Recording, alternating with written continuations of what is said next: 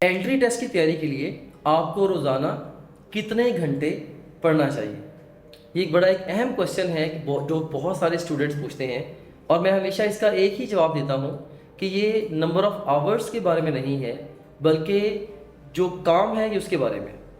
So simply मैं आपको इसका आंसर डायरेक्ट ऐसे दूंगा कि आपने गिवन टाइम फ्रेम के अकॉर्डिंगली ये अपना स्टडी स्केड्यूल सेट करना है कि किस दिन मैंने कितना कवर करना है, कि मेरा सिलेबस टाइम पे फिनिश हो, फिर मुझे मल्टीपल रिवीजन्स का भी मौका मिले।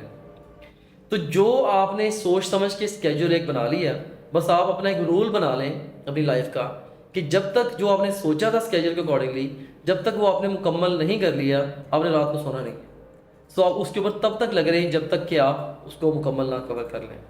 और इसमें एंट्री टेस्ट चूँकि एक बहुत ही कंपैरेटिव एग्जाम है, अगर मैं ख़ास तौर पे इसके तनाजुर में बात करूँ, मैं ये समझता हूँ कि एक बच्चे को रोज़ाना की बना पे 12 से 14 घंटे की सेल्फ स्टडी करनी चाहिए। 12 से 14 घंटे की सेल्फ स्टडी करनी चाहिए। और सेल्फ स्टडी के लिए जो बेस्ट टाइम होता है, मैं ये समझता हूँ जो डे का अर्लियर हाफ होता है वो बेस्ट टाइम होता है।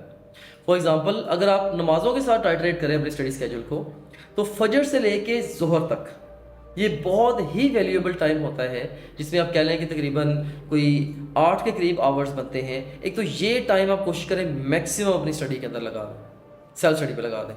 और इसके अलावा दोपहर को फिर ज़ोहर से लेके असर तक आप रेस्ट करें, लंच वगैरह करें, असर के बाद कुछ फिजिकल एक्टिविटी करें, फिर उसके बाद जो है ना वो मगरिब की नमाज़ पढ़ें, फैमिली को थोड़ा टाइम दें, फिर इशा की नमाज के बाद भी आप 3-4 घंटे लगा सकते हैं, क्योंकि आपने दोपहर को भी रेस्ट ले लिया था, ज़ोहर से असर तक, तो आपने नींद को उधर भी कवर कर लिया।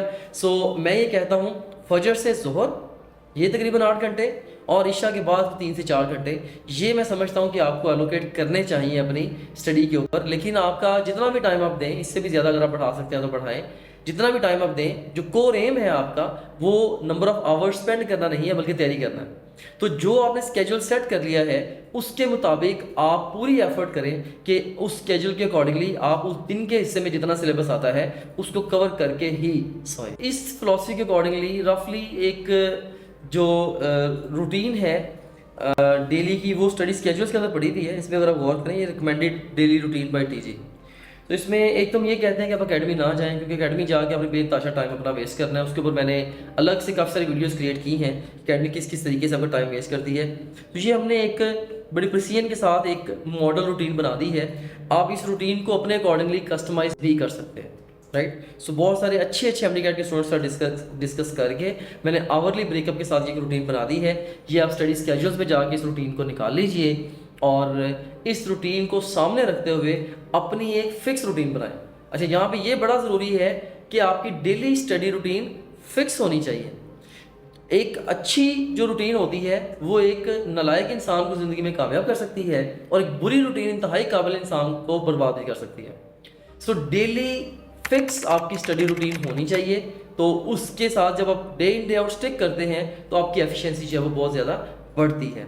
So that's all about this question from my side. Thank you. See you soon in another video.